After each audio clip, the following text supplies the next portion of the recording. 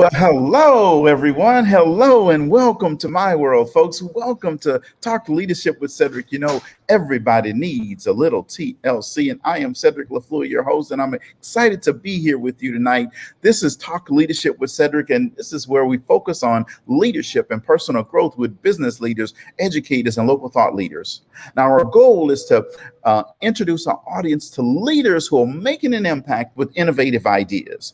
And you know, our guiding leadership principle is the law of contribution, which says growing yourself enables you to grow others. See, you can't give what you don't have. So first, you must grow yourself in order to grow others. Now, we believe that outstanding leaders like yourself will help us to help others. So tonight, folks, sit back, relax. We have another dynamic leader in the house with us. So I'm excited here. Now, you know, I like to do a proper introduction of my guests. So let me do a proper introduction of our guest tonight. And welcome to the show. Thank you. Thank you for having me. Awesome. So our guest, just in case you're wondering, our guest is Miss Amy McDonagh. Now, she has an amazing story. She is a one-time high school dropout, now a PhD candidate. Yes, applause, folks. A PhD candidate that is a dangerous school leader who uses her experiences as an abuse survivor and a product of a broken educational system to inspire teachers, students, and parents, and everybody else to always be a champion for students by challenging the norms in education and giving students a voice. Let me say that again, by challenging the norm and by giving students a voice. I absolutely love that. Nearly 20 years in education and a background as an at-risk student provide Amy with an insightful perspective into how to love, teach, and inspire the misunderstood children in our classrooms. Also, an interesting spin on things is she grew up as a at-risk youth who dropped out, like I said earlier, dropped out of high school. I want to make sure that you get that, folks, because it's not about where you start. It's about the journey and where you end. And she went back to change the game for fellow at-risk and marginalized youth. So thank you for tuning in tonight. Let's welcome again Miss Amy McDonagh. Hello. Thank you so much for having me. I'm so excited to be here. Absolutely. Well, I'm excited that you're here with us as well. And I know I read your bio a bit, but our audience really likes to hear directly from you about your career path and, you know, how'd you get started and what brought you to where you are today? Yeah, definitely. So as you said, I was a high school dropout. I was 17 years old. I was making $8.25 as a deli clerk and was like, this is it.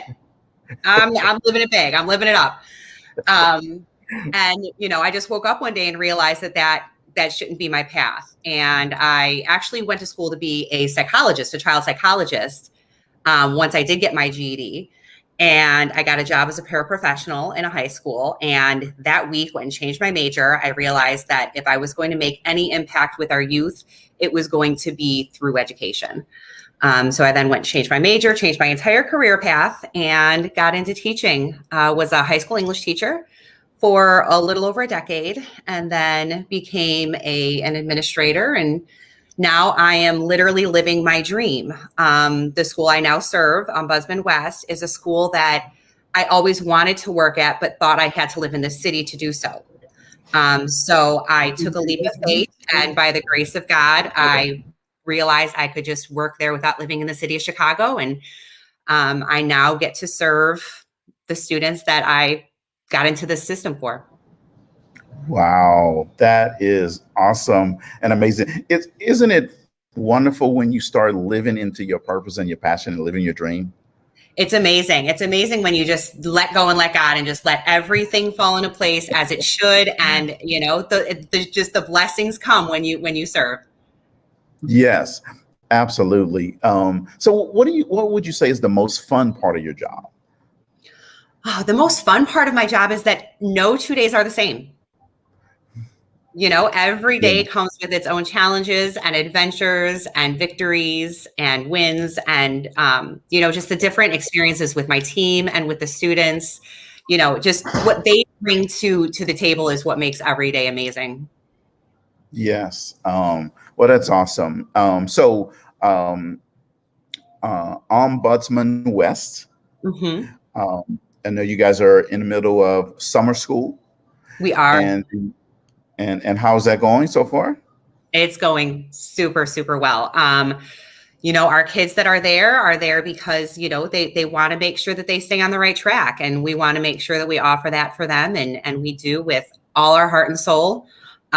We even have some student intern positions, which I'm super excited. We just booked our first one to give them some real work experience as well, which is really exciting.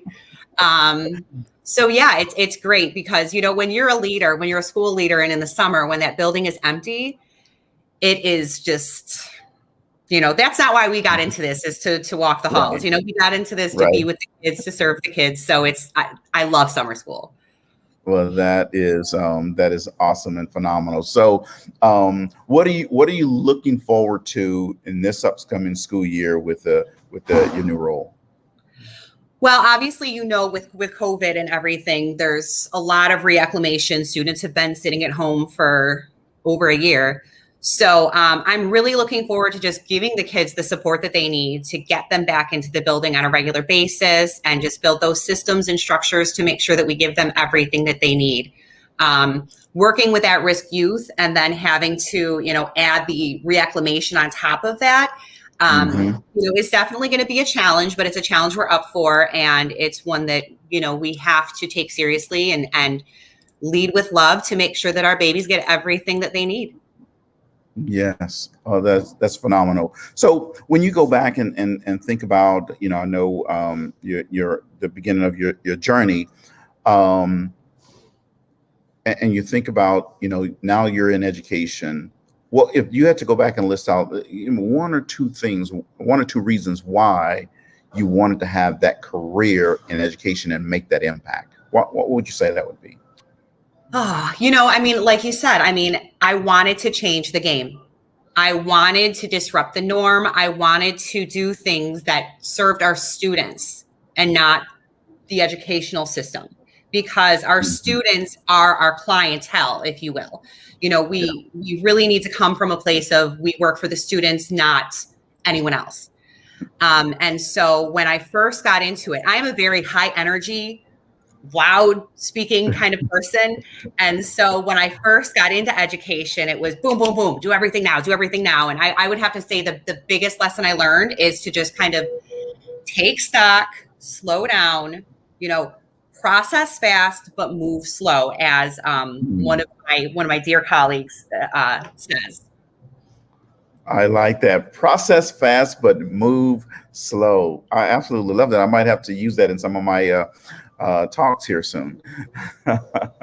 So, you kind of mentioned it earlier. Everybody had to make an adjustment, right? With this over the last year with COVID, right? If I went back and said back in December of 2019 and said, "Hey, Amy, in a couple more months, not only your city, not only your subdivision, not only your state will close down, but the United States, in fact, the whole world will close down, and people won't be able to," you would have been like, "This guy is crazy," right?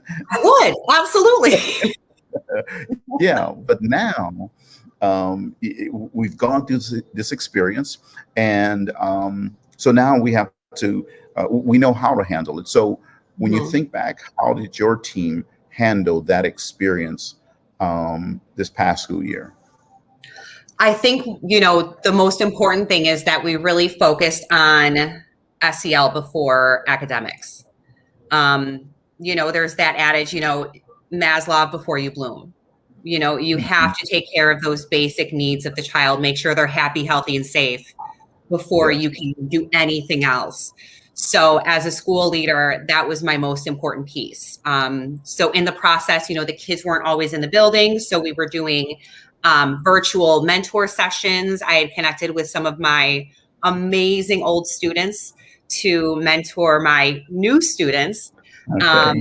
and just to give them that connection and that touch base, and just see how they are. Because if we don't take care of their hearts, we can't reach their minds. Right. Absolutely. Absolutely. So what are one or two things that you just love about your staff? Oh, well, I've only been on, technically, this is still my first week, technically.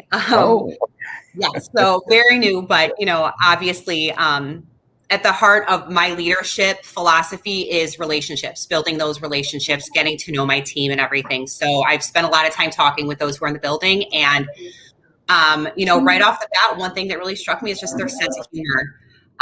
They know how to laugh. They know how to have a good time. And I think in this profession, if you can't laugh and find the joy in everything, then all is lost. So I would say number one, that is the first thing that made me fall in love with them.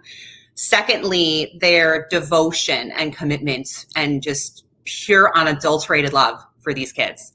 It is so obvious that, they are tired, these teachers. They had a year unlike no other. And we have a handful of teachers who still signed up to do summer school. And I couldn't imagine being a teacher last year. It had to be the hardest, most challenging thing that they've probably experienced in their career. Including one of my teachers is a first-year teacher and is still going on to teach summer school. And so to just think about the sacrifices and the service that they're giving to our students, even when they are so exhausted, it impassions me, and it makes me know that I have to work that much harder for them because they inspire me every day. Yes.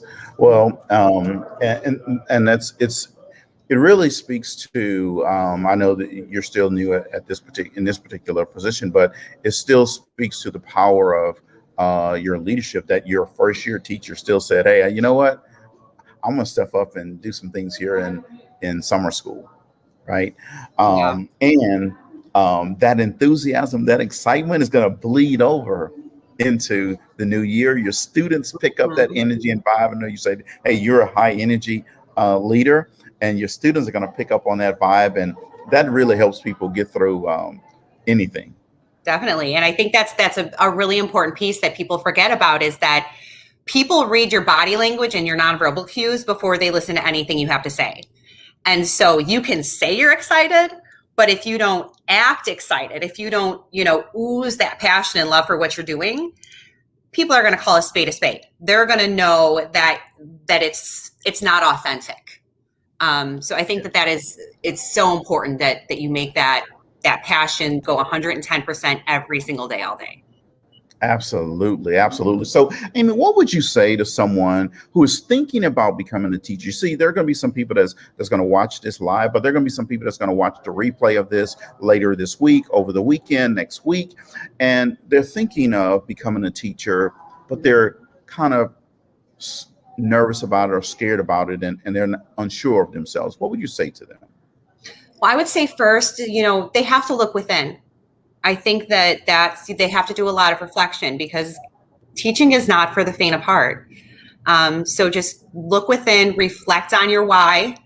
And then from that point, do your research, talk to other teachers, see if you can do school visits, see what it's really about. I've had a number of student teachers through my tenure that I've seen start the student teaching process and then say, you know what, this isn't for me.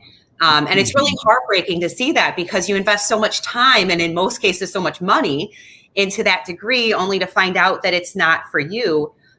So I would say, reflect, network, connect, make sure that it is what you want to do, because like I said, teaching is not a career. It is a vocation. It is a calling. And you have to know in your heart of hearts that that's where you want to be.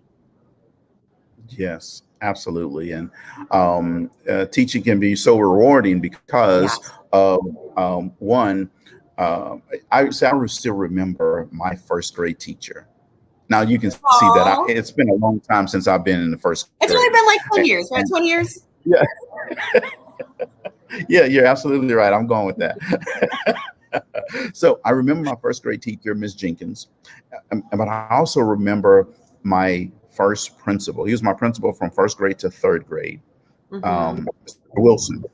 He was a big guy, but what he would do is he would come into the cafeteria, and every day he was always smiling, and he would always ask us, "Are we having a good day? And are we enjoying lunch?" Mm-hmm. And I don't know what it was about that, but it stuck with me all these years, and I still remember Mr. Wilson doing that. And that's the impact that educators can have on students. They can have a whole lot of other impacts, but that's one that sticks with me as a good memory of elementary school. Yeah, he made you feel seen. Yes, absolutely. So the law of curiosity says growth is stimulated by asking why. Okay. So in other words, ask more questions. So as a leader, how do you come up with great questions to ask and to continue to stimulate your staff? Well, it's funny you should say that because in one of my previous administrative roles, my principal, Larry Barn, would always say, I was the one on the team that was always asking why. I had to see around the corner. I had to know the purpose before I could have buy-in. It's just who I am as a person. So now that, I am in the executive leadership role of the school, that's something I always do. And the way I do it is just by observing. I sit back and I observe and I look at what's going on, both from a systems perspective, from a culture and climate perspective, to figure out what questions I need to ask. And almost more importantly, who I need to ask those questions of, because every single person within the building has a different experience. And so it's critical that when you start asking those questions to form an opinion or draw a conclusion, that you have that holistic understanding of what's going on and how all of those things are impacting everyone within your building. Yeah, absolutely. So I have people, Amy, that watch this show who are in the youth development space, right? Mm-hmm. And so they're trying to get into schools. So what are one or two things that they need to do or understand before trying to get a meeting with you? And what I mean is,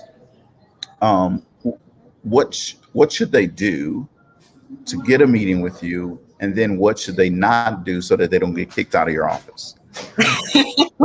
Well, don't tell my students this, but there are very, very few things you could do to get kicked out of my office, number one. Number two, I think that, as principals, we need to have that open door policy. If our kids don't know who we are, we're not doing our job right. And they need to know that they can walk into our office at any time. But when they do, they want to come from a place of being solution-based, not problem-based. And they have to be able to be advocates for themselves and communicate to me what it is that they want. Now, I've had students come into my office and I say, okay, what do you need right now? Do you need to vent? Do you need a solution? Do you need a platform? And I will give them 5 minutes to vent and I cut them off. And I do the same thing with my team. You have 5 minutes to vent, get it out. Now let's center and let's fix this. Let's figure out what we have to do to make this right. So I think that's the most important thing, is to be able to come from that place of, I know I'm going to have to be an advocate for myself. I know that I, as the student, cannot expect the principal or the teacher to solve everything. I need to be an active member of this collaboration or this problem-solving team. Not only because, it empowers them, but it gives them those life skills that they're going to need as they move forward. Yes. I love that response. Solution-based, not problem-based. Yes. It's so important to reframe it like that, because, you can have, everyone has problems, right? But it's what do you do with that problem once it appears? Absolutely. I 100% agree with you on in that. So if you had to think back over your career, not necessarily just in this role, but just through your journey through education, what is the one thing that you know now that you knew that you wish you have known back then? Ooh,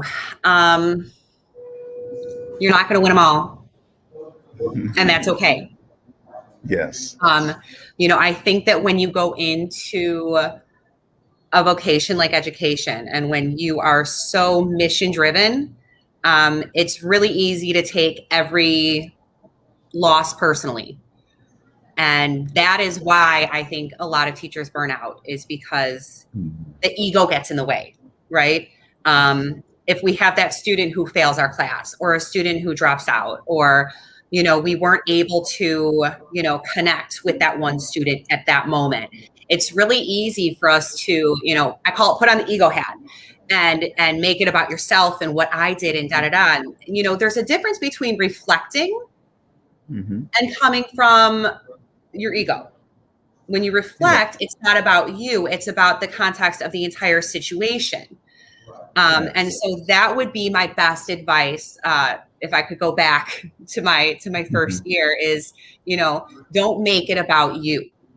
And when you get those L's, take the L, grow from it. As I say, fail forward.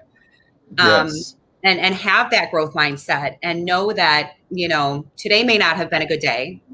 That kid may have cussed you out today, or that kid may have failed that test today, but there's tomorrow. And it's an awesome opportunity to figure out what went wrong, and to grow as, a person, as a teacher, as a leader, in general. Yes, absolutely. I agree with that. I like that. John Maxwell says, experience is not the best teacher. He says evaluated experience is the best teacher. Yes. And it's that reflection that you're talking about, right? That helps us then to learn how to overcome and over self, and think about the entire situation and the experience, and then how we can take it and go to another level with it. Yeah. And it's so hard to do sometimes, right? You have to literally train your mind to not go there. And it's such a metacognitive process, and it takes, I'm still not there. There's still moments, as I'm sure you have them, where, you start taking it personally, and you have to go, oh, wait, hold on. It's not about me. Remember, it's about those babies. Let me stop and reframe. Yes. That taking that personal thing it can be challenging sometimes. It can be hard sometimes. Yes. So I think that once we realize, and go back to what you said earlier on, is that your end client is that student, right? And when you remember why you're here, it should then change everything else that's coming. Everything else goes away. Yeah. So let me ask you a question around, you said, hey, you were a high school dropout, right?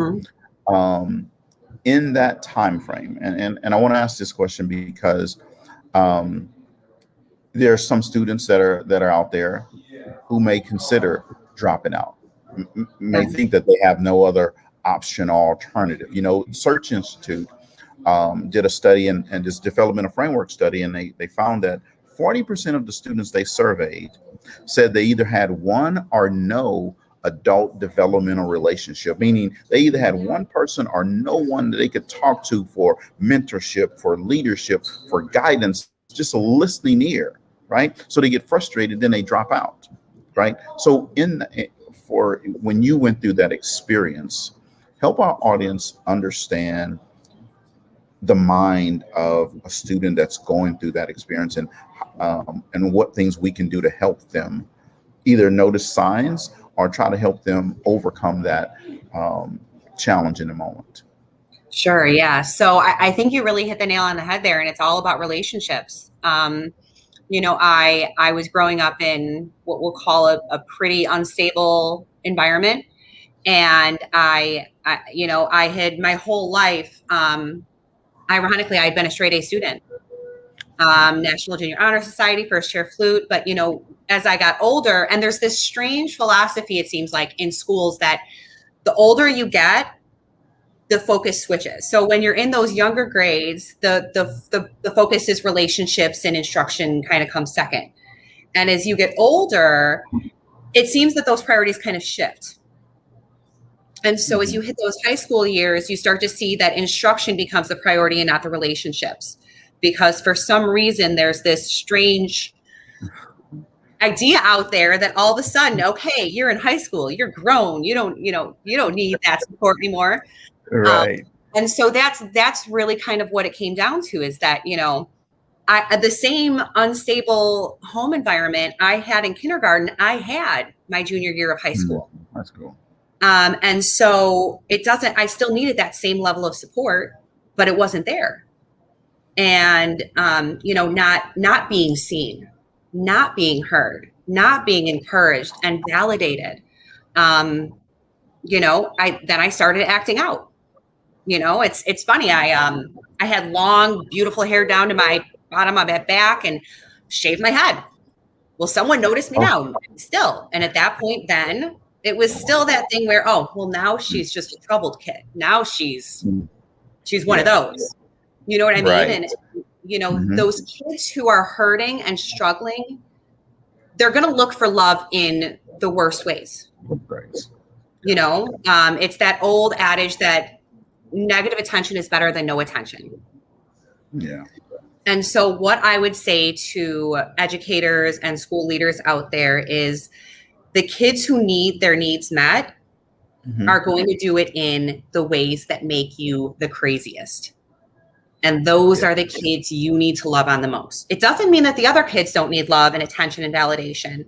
But if we're going to differentiate our instruction, if that's what's expected of us as instructors, then we need to differentiate the love and attention and support that we give kids. So that would be my advice. Wow. Thank you very much for sharing that. And I appreciate it. I know that there's going to be someone out there that's going to appreciate it as well. And more importantly, what I like to do from time to time is to show students video clips so they can see that someone else went through what they're going through. Yes. They're not alone. And, as a teenager, sometimes we think no one understands what I'm going through. And we know as adults, now that we have these years of experience, that there's a whole lot of people that have gone that same journey. That's right. Right. So thank you again for sharing that. No, of course. We are literally saving lives, and we don't even realize it most days. Yes. So I know, hey, high energy, you're excited, you're PhD candidate, you've got a whole lot of things going on, but some days you also have those down days, right? We all have those days that are just like, okay. So what do you do to pick yourself up? Oh God. First of all, let me say that, having those days, no matter how much you love what you do, you're going to have those days because you're human, right? Yes. No day, not every day is going to be perfect. But when I have those days, it depends, if it's a day where something happened that made me really sad, or mad, whatever the emotion is, I give myself some time to just process and feel that emotion, because I think that in our society today, emotions are almost like a bad thing, right? Yeah. And so we're always expected to be upbeat and positive. And if we show those emotions, we're vulnerable, and being vulnerable is supposed to be a bad thing. But being vulnerable is actually brave, right? Right. Yeah. So I give myself that time to just kind of feel what I need to feel. And then I go back and reflect, and I remember my why. I remember that tomorrow's a new day. And, this small moment it's, if you think about the sands of time, why can't I remember the sand clock? The word is escaping me. You know what I'm talking about, right? Yes, ma'am, I do. But if you think about it, like one little grain of sand, that's a single day in a school year, right? And so if we allow a single grain of sand out of an entire bucket of sand to change the way in which we allow ourselves to approach the next day, it's not healthy. It's not healthy for us. And that is going to make it bad for our kids and for our team. Right. So absolutely. Yeah. Well, understanding that is important. And, you mentioned one thing there, is understanding your why. And sometimes people forget and they don't understand what their true why is, or they, how should I say it? They don't always remember. They remember what they do, right? But they may not always remember why they do it. Yes. And I just want to share this clip that I like, as you said, why a couple of times, and I like helping people understand why. Understanding your why is so important. It's amazing. So let me share this clip with the audience. How do I know? A lot of people, when they think of the phrase, how do I know, they always want to put the what behind it. How do I know what I'm supposed to do? The question that you really should ask is, how do I know why I'm here? Because when you know your why, your what becomes more clear and more impactful. If you know, like for instance, people know that I do comedy, but that's what I do. My why is to inspire people to walk in purpose.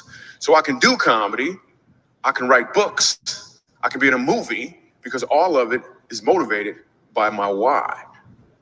In fact, I have a new web series out called Michael Jr. Break Time.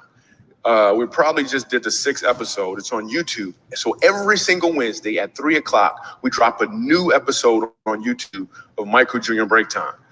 What it is it's me. I travel around the country and I do stand-up comedy, in case you didn't know. And in the middle of my comedy set sometime, I'll stop and just talk to my audience. And we've been filming this, and it's pretty cool. So we're in Winston-Salem. I'm gonna show you a clip from Winston-Salem. And I'm just talking to this guy in the audience, and he tells me that he's a musical instructor at a school. So I was like, all right, you're a musical instructor, can you sing? Let me hear you sing a song. So this is what happened at the last episode of Michael Jr.'s Break Time. Check it. So you're a musical director? Yes, sir. All right, so let me get a couple bars of like Amazing Grace. Can you do the first part of that? Go ahead. Amazing grace, how sweet the sound that saved a wretch like me. Wow. That bro could sing. You know what I'm saying? All right. Now, what you give me the version is if your uncle just got out of jail, you got shot in the back when you was a kid. I'm just saying, let me see the hood version real quick, if you know which version I'm talking about. Just see if that exists. Let me see what you got. Amazing grace, how sweet the sound that saved a wretch like me.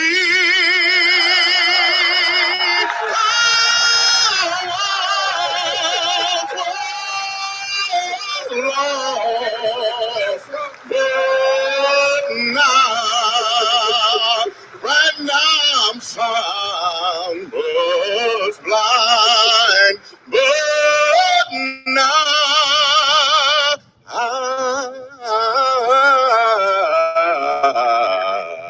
I see.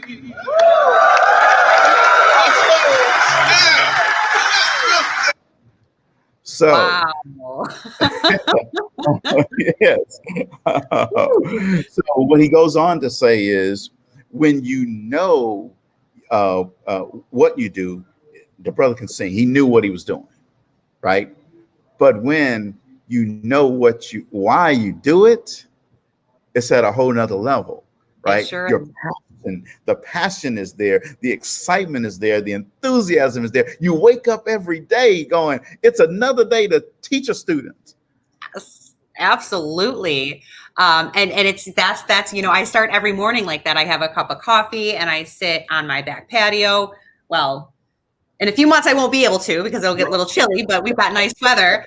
And I just sit there and just reflect and just reinforce my why. And I think that, every teacher, every school leader, I feel like it should be like a a mandatory thing. Like before you walk in this building, tell me your why in your own words, because we have to walk in every single day being able to say that and feel it and believe it with conviction. And that's the only way to do what we need to do and do it in the best way possible. Absolutely. Absolutely. I agree with that wholeheartedly. So we have a segment on the show that we call Would You Rather? Okay. Okay. So we're going to play a little round of Would You Rather? All right. So would you rather meet your great grandchildren or your great grandparents? My great grandparents. Great grandparents. All right. Would you rather win the lottery or not have to pay taxes? Oh, how much am I winning in the lottery? $1 million. See, I was an English teacher. I'm trying to do the math in my head real quick. I'm a human, and that instant gratification would get me. So I'd probably go with the lottery. The lottery, yes. And audience, you can play along as well. Just put your answer in the comments. So, would you rather fly to the moon or be invisible? Be invisible. Yeah, see, being invisible, then you can sit in a room and listen. That's what they're saying when I'm not here. Oh no, I would just want to be able to go places without paying. Like I don't have to wait in lines. I just get to go live life. I could go travel the world and who would know I was there. And then I could save my millions had I gotten the lottery and spend it on other stuff. That's right. Absolutely. That is absolutely right. So we have one audience member said, I'd like to be invisible too. Okay. Would you rather be the smartest person or the funniest person? Oh.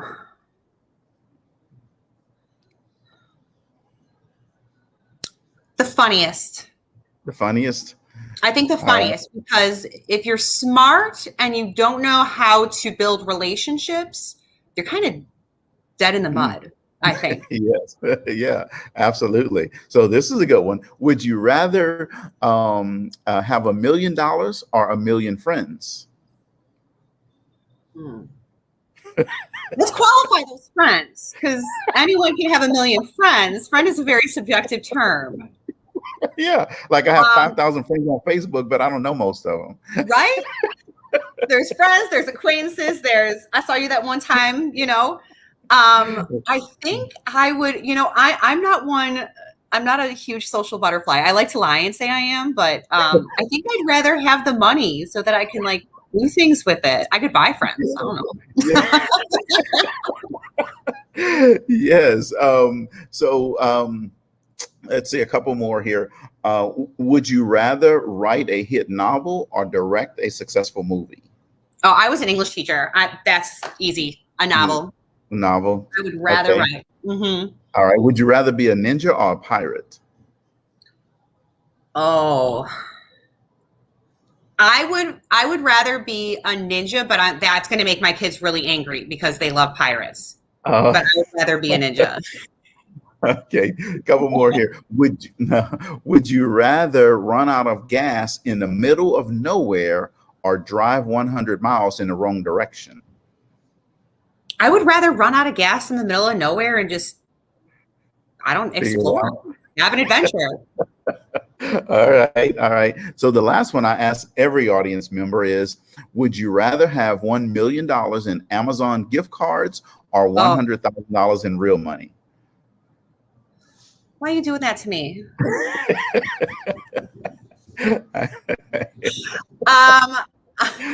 Well, you can't invest Amazon money, right? So I guess I would take real cash so I could invest it and make it more.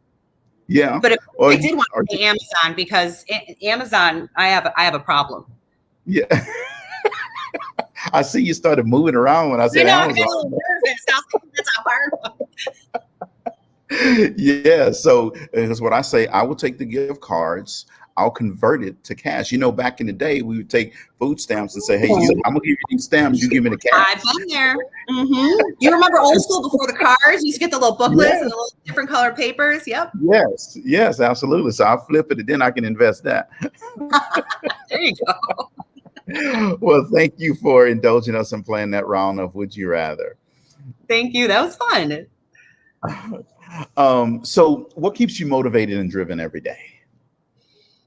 Knowing where I came from and knowing that my boys are watching. Awesome. It took blood, sweat, and tears to get where I am. And you know, my boys are watching me every day, and I need them to see me living my dream and living the true purpose of my life, so that they can go out. You know, they know what I do, and they know they've met some of my students. You know, they know the type of students I work with, and so for them to see me live my passion and live my truth, for both them and myself, that's it right there. Awesome. It's nothing like being able to show your children how to live their purpose, how to be consistent and intentional about life and what they're doing. Exactly. That's awesome. That's awesome. So the law of environment says that I'm an executive director on the John Maxwell team, and we teach everybody leadership principles all the time. So the law of environment says growth thrives in conducive surroundings. Okay. So give our audience 2 or 3 things that you do to help yourself or your team grow. Okay. So the first thing I do is I think the most important thing is making sure that you build that efficacy. You know, you have to make sure that you wake up every day believing in yourself, and you have to make sure that you do things intentionally every single day that is going to help your team believe in themselves. Because if they don't have that self-efficacy and that self-confidence, they're not going to be able to take those risks and stretch and grow into who they're supposed to be. So I think I almost feel like leading a school is a lot like teaching in a classroom. It's the exact same philosophies and principles. You have to create that safe environment where they believe in themselves and they have that confidence. And then you give them the challenging learning environments when, learning challenges. Same thing with when you're a leader, build that capacity and that efficacy, and then get to know them, what their strengths are, and give them opportunities to build leadership. I'm a huge distributive leadership kind of person. And so, just getting to know them and giving them those opportunities to grow and thrive. Wow. Well, that definitely helps teams grow and thrive. We always say that everything rises and falls on leadership. And when the leader helps people around them become great leaders, then it just makes the organization become great. The culture is totally different, right? Yes. And if you think about it, there's so much research now on organizational psychology and how, historically that heroic leadership model was the end all be all, just that authoritative top down. And, it's really refreshing and exciting to see that we're moving away from that.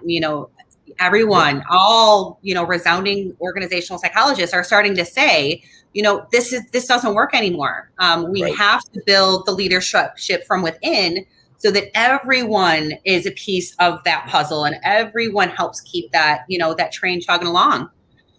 Yes, absolutely. The law of the niche says every person has a place where they add the most value. So meaning put the people in the place where they're going to add the most value to the organization. Then it raises the team up significantly. I told you today this is the final day of our band, high school band leadership camp. Yeah. And the law of the niche was one of the things that we focused on today with those band members, right? So if you're a trumpet player, be the best trumpet player. Don't try to go over there and play the flute. Be the best trumpet player, because that's where you're going to add the most value for the team. Yes. But there's nothing wrong with playing the flute. I've played the flute my whole life. Yeah. There's absolutely nothing wrong with playing the flute, but I'm a trumpet player. You're right. Yeah. So I went to college on a band scholarship playing trumpet. So, yeah. So when I heard you say you play the flute, I was like, oh, band members. There you go. One time at band camp, If I had a goal for every time I heard that, I wouldn't need the $1 million in your lottery question. Absolutely. So if someone in your community wanted to visit your school or come and volunteer at your school or look at programs in your school, how would they do that? They could reach out to me directly by email or by phone. All the contact information is on the website. I think that's a really big piece, I think, of giving back, is not just giving back to those within, your building and your community, but giving back to, the educational community as a whole. So I always love to have people come in and see what we're doing, not only to help them, but just, it gives me an opportunity to just let my team shine, because I'm so proud of them and the work they do. That is awesome. Awesome. Awesome. So, in our last 5 minutes here, I want to ask you just a few more questions here. So, reading is one of those things that really just helps expand the mind more than really a lot of things. So for you, what are you currently reading? So if we take out the books I'm reading for my doctorate, and just books I'm just reading for pleasure, I'm always reading a few books at a time, because I feel like at the same time, I feel like it kind of, keeps your mind moving. Mm-hmm. So I'm rereading actually Dare to Lead by Brene Brown. Okay. Which is an amazing read that talks about how to bring you, the whole true you, into leadership to help create that framework for others to feel safe being vulnerable, so that we can get, grow and become our best selves. Innovate Inside the Box by George Curos. That is a fantastic one, because I think a lot of times when we think about innovation, we think, okay, we have to do this new, we have to do that new, and bring all of this stuff in it. That's not what it is. Look at what you have and just reinvent that. So those are the two books that I'm reading right now that I'm really in love with. Awesome. I like Dare to Lead. I like that book. She always has really good stuff. I know she does. Yeah. Phenomenal. So if you could change it, let's say we gave you a magic wand, and in fact, let me make it said this way. If Jeff Bezos came in the room right now and gave you a magic wand, because he says you love Amazon, so you're going to get this magic wand and you can change anything in the world, what would it be and why? I would change the systemic frameworks of inequity we have in our world. I think that, we often hear it's an achievement gap with kids, right? It's an achievement gap. These kids are, 3 years below these kids. And there's always this comparison, and it's not an achievement gap. It's an opportunity gap. There's an inequitable distribution of resources within our world, within our country. And that is what I would change, without a doubt, is creating an equitable framework and platform so everyone starts on the same page and everyone has the same opportunities, regardless of what their zip code is.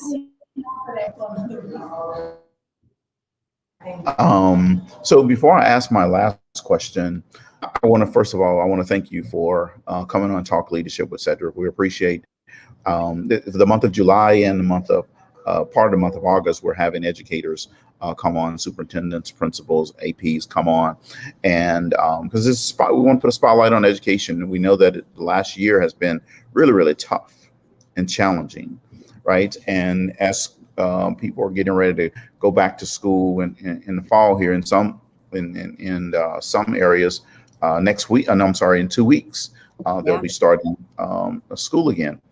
So I want to thank you for taking the time out to come on the show. Thank you for having me.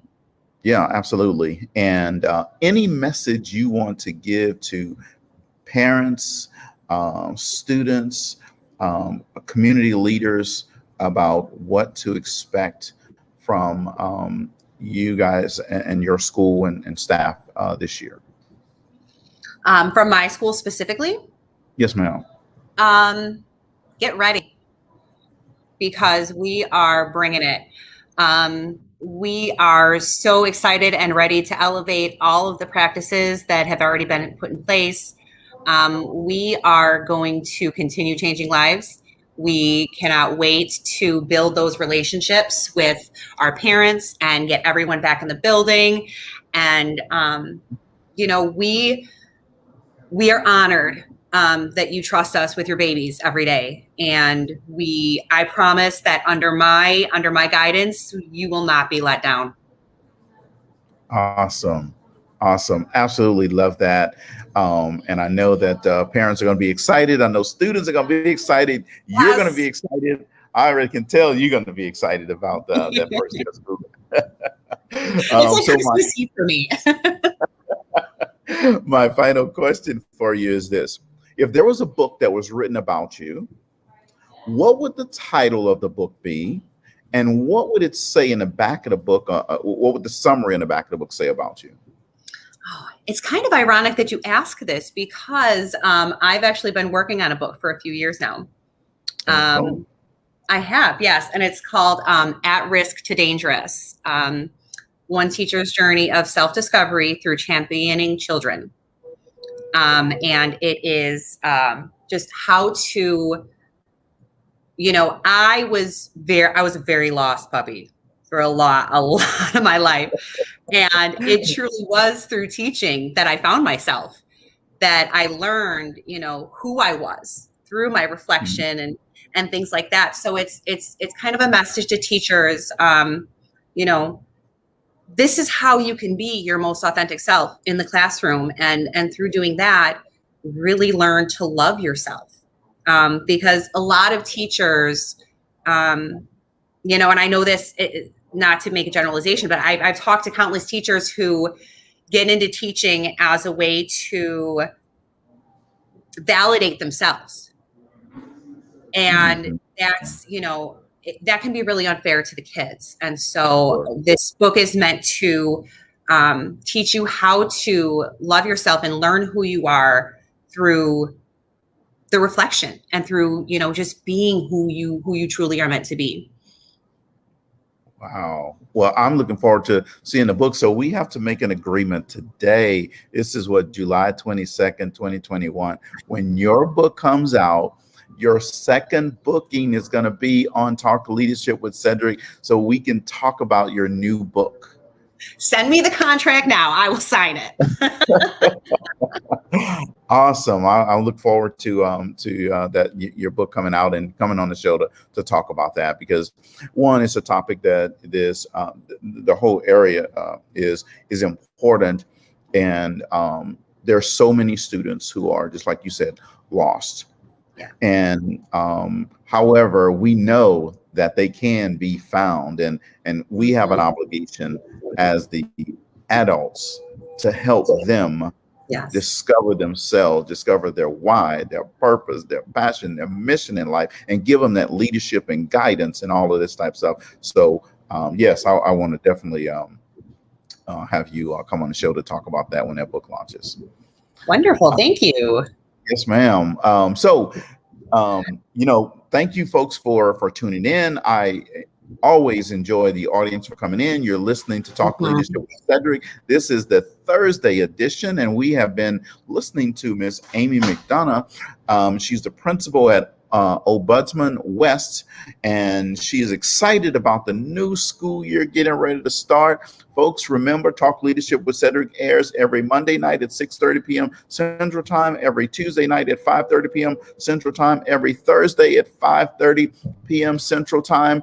And remember, on Friday morning, we get up at 8:30 Central Time for Friday Mental Motivation. That's where we're going to bring you 15 minutes of pain to get you motivated, inspired, excited, and ready to end your week out and start a great weekend. And remember, folks, the only difference between ordinary And extraordinary is the word extra. Now, I know for all the educators out there, the word is extraordinary, but I don't like that word. I like extraordinary. The only difference between winning and losing is belief. The only difference between hot water and boiling water is 1 degree. You see, at 211 degrees, water is hot. At 212 degrees, water boils. Water comes steam. With steam, you can power a train. The only difference between a person reaching their full potential and not reaching their full potential is desire. So go out there and put a little extra in your life each and every day. And the last thing I'm going to leave you with is what I leave you with every week. If you're not at the table, you're on the menu, and don't be on the menu. Thank you guys, and good night. Good.